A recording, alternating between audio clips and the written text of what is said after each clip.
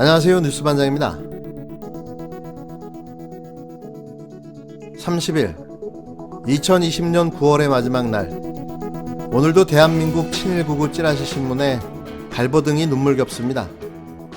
보다 이런 대통령은 처음이겠죠. 그토록 수없이 많은 허위가짜 비방기사를 쏟아내도 흔들림이 없으니 미치고 환장할 노릇일 겁니다. 그나마 미디어 환경이 크게 변하면서 예전에 조선일보의 언론 파워가 사라진 탓도 있지만 허구한 날 소설을 써대는 통에 대한민국 국민들도 조선일보의 보도 내용을 더 이상 신뢰하지 않고 있는데요. 그래도 가랑비에 옷 젖는다고 쉴 새 없이 뿌려대는 가짜 뉴스의 폐해도 만만치 않습니다. 잽도 많이 맞으면 데미지가 있는 법이죠. 이들의 이런 소설 쓰기는 오늘도 쉬지 않았는데요. 특히 추석맞이 기사인 듯한 황당한 기사가 저의 눈길을 사로잡으며 저를 박장대소하게 만들었습니다. 한바터면 숨이 멈추는 줄 알았습니다. 30일 조선일보 특파원 리포트라는 이 기사는 정시행 뉴욕 특파원이라는 기자가 작성한 기사인데요. 이 기사의 타이틀은 이렇습니다. 가족을 갈라놓은 대통령.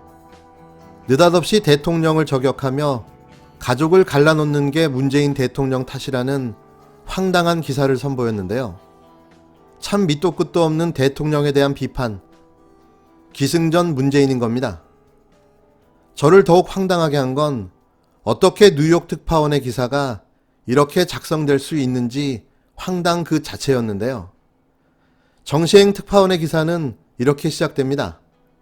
현재 미국의 대선 상황을 설명하며 가족 간에도 트럼프 지지자와 반 트럼프 지지자가 있고 이런 정치적 문제로 가족 간의 갈등을 겪게 되고 이 중 절반이 가족과 절연하게 된다는 건데요.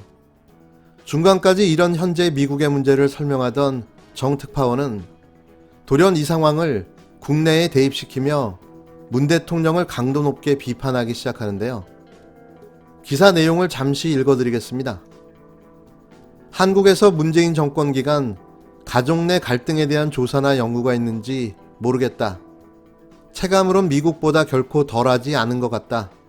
멀쩡한 사람이 문재인 대통령이었으면 세월호 사건도 일어나지 않았을 것이란 상식밖의 말을 시작으로 가족과 다투다 절연한 경우를 봤다. 조국 흑서를 쓴 서민 교수가 어떤 문패는 자기 부모 욕하는 건 참아도 문 대통령을 욕하면 밥상을 엎고 나가버리더라고 했을 때 그 역시 황당한 일을 겪은 건가 싶었다. 문 대통령은 자기 가족과는 정치적 견해차가 별로 없는 것으로 알고 있다. 그래서 그가 양념 정도로 알고 있는 친문들의 공격성과 선민의식이 각 가정에 파고들어 얼마나 많은 갈등을 일으키고 있는지 모를 것이다. 국민 개개인이 어떤 정서적 대가를 치르건 정권은 언젠간 끝난다. 가족은 여전히 가족이고 공동체는 유지될 것이다. 먼 훗날 상처가 너무 깊어 아물지 않는 지경이 되지 않기만을 바랄 뿐이다. 기사의 내용 중 인상 깊은 대목만 발췌해서 읽어드렸습니다. 어떻게 들으셨나요? 기가 막히죠? 자세한 좌표는 아래 링크로 걸어놓겠습니다. 다 같이 한번 읽어봐 주셨으면 합니다. 이게 일반적인 상식으로 쓸 수 있는 기사인지 사실 저도 궁금하거든요. 조선일보 정시행 뉴욕 특파원의 기사. 사실 제가 발가락으로 써도 이거보다는 낫겠는데요. 저를 좀 뉴욕 특파원으로 보내주셨으면 합니다. 그렇다면 진짜 기사, 진짜 리포트, 진짜 현재에서 벌어지는 사실을 보도해 드릴 텐데요. 아쉽네요. 문 대통령의 비판 기사를 왜 뉴욕에 가 있는 특파원이 미국에서 쓰는 겁니까? 이게 조선 기레기들의 클래스인가요? 대한민국 구직난을 해결해주는 고마운 언론사임은 확실해 보이지만 동네 벼룩시장이나 교차로에서도 보지 못한 놀라운 상상력의 추잡한 논리와 비약, 조선다움을 다시 한번 보여주었는데요. 이래서 조선인 거죠. 그래도 100년 전통의 친일 맛집인데요. 많이 후져진 것 같습니다. 더욱더 분발해 주시고요.